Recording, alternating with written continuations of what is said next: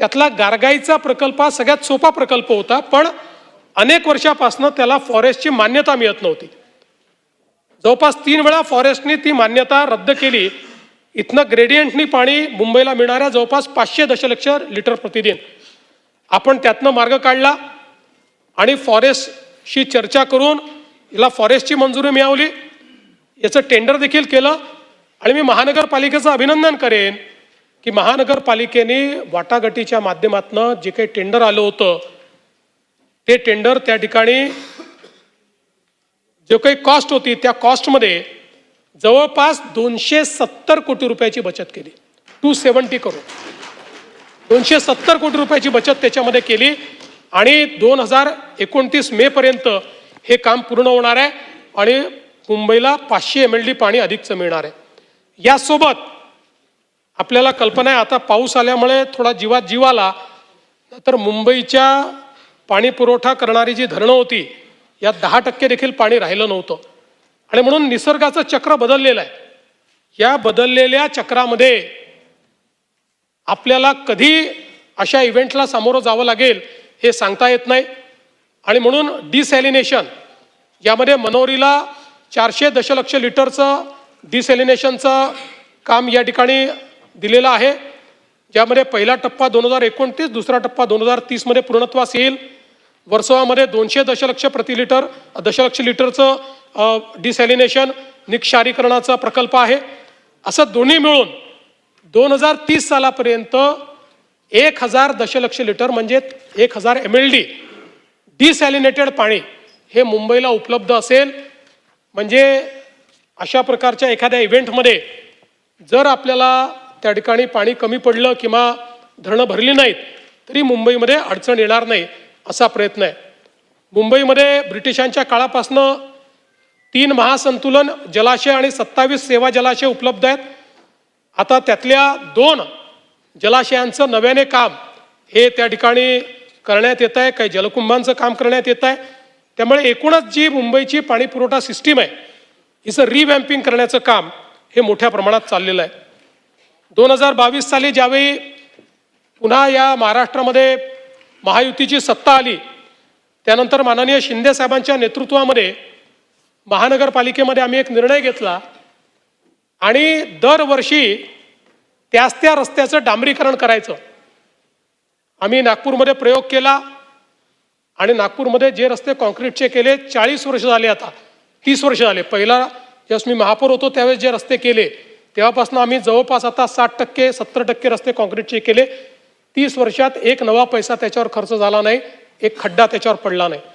म्हणून मुंबईमध्ये जिथे इतका पाऊस पडतो, पावसाचं आणि डांबराचं नातं हे विळ्या भोपळ्याचं नातं आहे आणि म्हणून खऱ्या अर्थाने इथे कॉन्क्रीट रोडची आवश्यकता होती आणि म्हणून मुंबईच्या रोडच्या कॉन्क्रिटीकरणाचा निर्णय आपण घेतला. 2 टप्प्यांमध्ये आपण याचं काम सुरू केलं.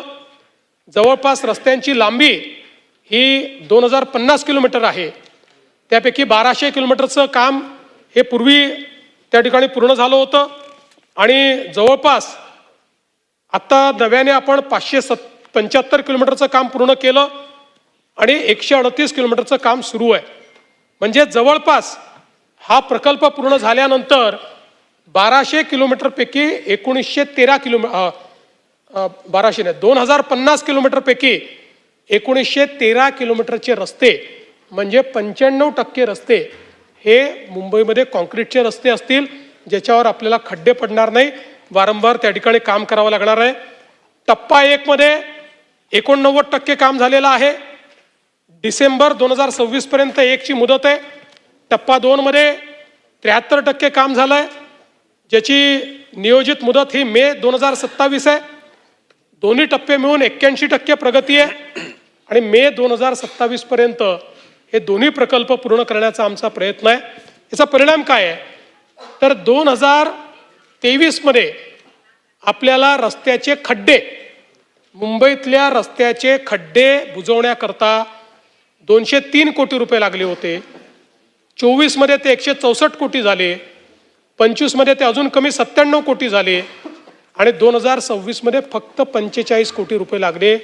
म्हणजे 203 कोटीवरनं आपण 45 कोटीवर आलेलो आहोत आणि पुढच्या काळात याहीपेक्षा कमी पैसा आपल्याला लागेल. आणि अर्थातच मुंबईमध्ये रस्ते की खड्डे वगैरे असे काही जे काही आपल्याला पूर्वी बातम्या पाहायला मिळायच्या, बहुतांश मार्गांवर अशा बातम्या आपल्याला त्या ठिकाणी पाहायला मिळणार नाही. आपल्याला कल्पना आहे की अनेक उड्डाणपुलाची कामं या ठिकाणी आता सुरू आहेत, जी अंतिम टप्प्यात आहेत. जे फ्लायओव्हर भायखळा येथील वाय ब्रिजशी जोडण्यासाठी केबल स्टेड फ्लायओव्हर आहे, आपण जर जाताना बघत असाल तर अंतिम टप्प्यामध्ये तो आहे. महालक्ष्मी रेल्वे स्थानकाजवळ रेल्वे रुळाजवळ केबल स्टेड ब्रिज आहे. बोरीवली येथील कोरा केंद्र उड्डाणपूल केबल स्टेड तंत्रज्ञानावर या पुलाचा विस्तार चाललेला आहे. अंधेरीतील जेव्हीपीडी जंक्शन जुहू सर्कल उड्डाणपूल, मालाडमधील मड बेट आणि अंधेरीतील वर्सोवा यांना जोडणारा मड वर्सोवा केबल स्टेड पूल, ज्याच्यामुळे खूप मोठी फेरी ही त्या ठिकाणी वाचणार आहे, वेळही वाचणार आहे आणि ट्रॅफिकही मोठ्या प्रमाणात कमी होणार आहे. माहीममध्ये सेनापती बापट मार्ग ते वांद्रे पूर्व उड्डाणपूल, ABS मार्गावरील कुर्ला पश्चिममधील कल्पना टॉकीज ते घाटकोपर पश्चिमेतील पंकेशा बाबा दर्ग्यापर्यंतचा उड्डाणपूल, घाटकोपर मानखुर्द लिंक रोडला सायन पनवेल हायवेवरील T जंक्शनशी जोडणारा फ्लायओव्हर चे जे आर्म्स आहेत ते आर्म्स त्या ठिकाणी आपण तयार करतो. पश्चिम द्रुतगती मार्गावरील रेल्वे उड्डाणपुलाचं रुंदीकरण चाललेलं आहे. गोरेगाव मुलुंड हा जो काही आपला या ठिकाणी जोड रस्ता आहे, टनेल आहेत, ज्याच्यामुळे 90 मिनिटाचा वेळ हा 25 मिनिटाला येणार आहे. ईस्ट वेस्ट कनेक्टिव्हिटीमध्ये आपल्याला माहिती आहे की ठाणे आणि बोरीवली आणि गोरेगाव ते मुलुंड ह्या 2 कनेक्टिव्हिटी अशा होत आहेत की ज्याच्यामुळे या मुंबईमध्ये ईस्ट वेस्ट कनेक्टिव्हिटीचा जो एक मेजर प्रॉब्लेम आहे तो पूर्णपणे आपण दूर करू, ज्यातनं मोठ्या प्रमाणात आपले रस्ते जे आहेत ते या ठिकाणी डिकंजेस्ट होतील. यासोबत आपल्याला कल्पना आहे की मुंबईचा 60% ट्रॅफिक हा वेस्टर्न एक्सप्रेसवेवरनं जातो. वेस्टर्न एक्सप्रेसवेला डिकंजेस्ट करण्याकरता आपण त्या ठिकाणी प्रयत्न सुरू केला. आता आपला कोस्टल रोड बांद्र्यापर्यंत आलाय.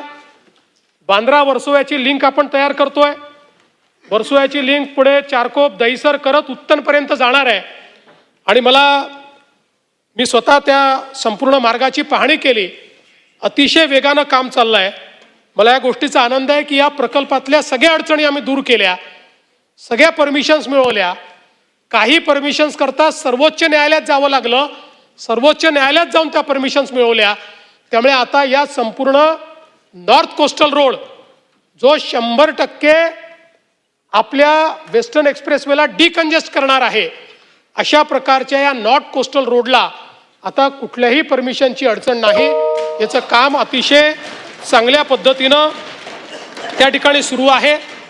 आणि आता तर ज्यावेळेस मी व्हिजिट केली ते माझ्या लक्षात आलं की उत्तनला आपण किंवा आपण भाईंदरला ज्यावेळेस हा जोडणार आहोत त्यावेळेस भाईंदरला आपण सुभाषचंद्र बोस मैदानापाशी तो जोडतो.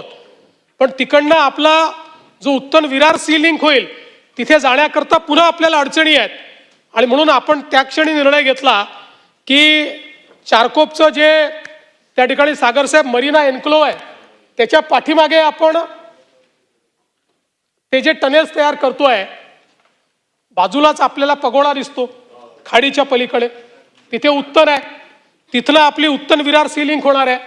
आणि म्हणून मी आदेश दिले की इकडे तर आपण जातोच आहोत, पण हे जे टनेल्स आहेत हे टनेल खाडीच्या खालून थेट उत्तनला न्यायचे.